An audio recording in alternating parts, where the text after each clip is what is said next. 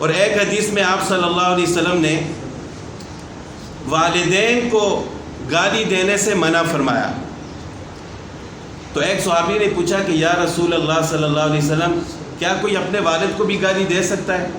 آج کل تو لوگ دیتے ہیں نا، لیکن صحابہ اکرام کے زمانے میں اس چیز کی سوچ بھی نہیں تھی کہ کیا ایسا بھی کوئی کر سکتا ہے۔ آج کے دور میں تو لوگ گالیاں دیتے ہیں، گھروں سے نکال دیتے ہیں، لیکن اس وقت ایسا سوچنا بھی ممکن نہیں تھا۔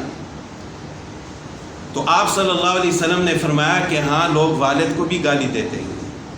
وہ اس طرح کہ ایک آدمی دوسرے کے والد کو گالی دیتا ہے تو وہ جواب میں اس کے والد کو گالی دیتا ہے، تو گویا کہ یہ اپنے والد کو گالی دینے کا سبب بن گیا، تو گویا کہ اس نے خود اپنے والد کو گالی دی۔ اسی لیے تو حدیث میں گالی دینے سے منع فرمایا گیا کہ لڑائی جھگڑے میں بھی ایک دوسرے کو گالی مت دو۔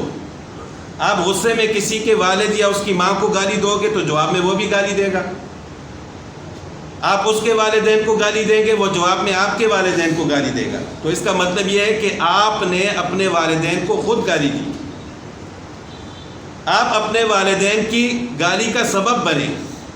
تو یہ بھی اسی طرح ہے کہ گویا کہ آپ اپنے والدین کو خود گالی دے رہے ہیں۔ یہ صورت تو آپ صلی اللہ علیہ وسلم نے بیان فرمائی ہے، یعنی یہ بھی ایک بری بات ہے کہ آپ اپنے والدین کو گالی دلوانے کا سبب بنے، تو پھر بظاہر خود گالی دینا یہ پھر کتنا بڑا گناہ ہو۔